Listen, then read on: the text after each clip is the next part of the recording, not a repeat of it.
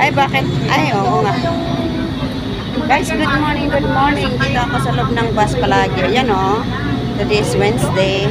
Ang daming mga Pinay dito ngayon sa loob ng bus. Uy, tingin ka nga. Oh, ano yun? Nakadark na. Ito sa Mary. Ito rin sa harapan. Ito, Pilipina rin yan, guys. Bakit nakapalaging tao? Yan, oh. Kasi nga nakaano sa live. Oh, yun pa doon sa likuran. Pilipino yun, oh.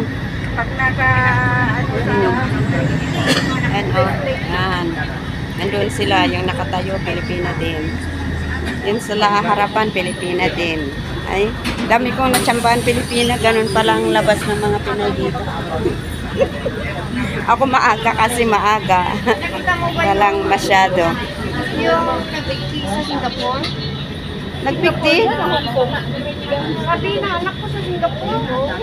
Bakit? Bigti. Pilipina? Anak ko kagabi nag-send yung nakalambitin talaga sa ano. Bakit nagpikti? Anong main lang? Siguro puno ng problema. Problema. Hindi na nga kaya. Puno ng problema. Dito ako sa loob ng bus, guys. Ano ang Ayan, oh.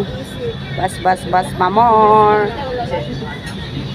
Ayan, bakit madalim, guys? Ayan, oh. Bus, mamor.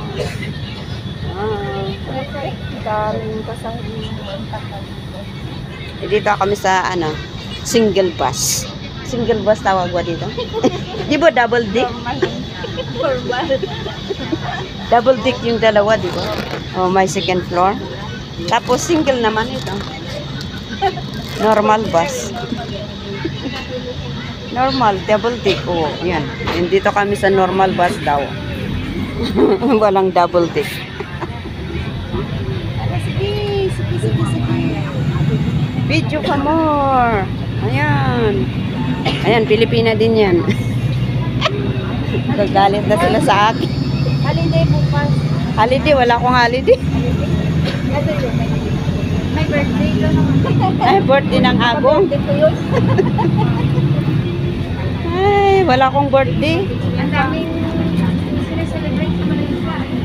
No, kahit birthday ng holiday. Pilipino yung nakatayo. Tapos yung chismisan sila doon, nagmaritisan.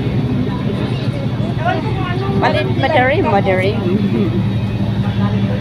Ano yun? Holiday na ngayon. Standing position. Ako nakaupo, sitting pretty. Matsambahan ko, nakaupo kami. Dito na kami sa Ahmad Rasali, guys. Isa lang ang trabaho ko ngayon. Pupunta ako sa Times Square mamaya. Tapos ng trabaho ko. Bili ka ng kape, maganda, pang paano ng tuhod. Yung DXN. Hindi DXN. Hindi collagen, DXN kape nga. Yung i-offer ko sa yung yung Cordyceps.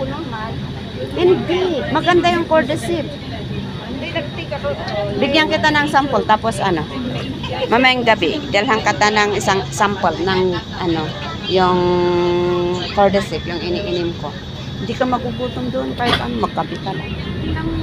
Pero kailangan Lagi nang hindi ng pera niya. Hindi ko pinapansin niya. Tagal na yan noon pa. At saka nagbibenta ng hindi, mga asan? ano na yan sa kanya para mabuhay. Saan? Doon nga sa KFC noon nagtrabaho yan. Sino? Sa may Avenue K. Avenue K. Sino? Yung tira ng mga taong kumakain, hinihingi niya para daw sa aso, pusa, puro sinisegregate niya yung buo. Okay guys, dito na kami. Dito na ako magtatapos. Kasi malayo pa ang travel namin. Thank you for watching. Bye-bye.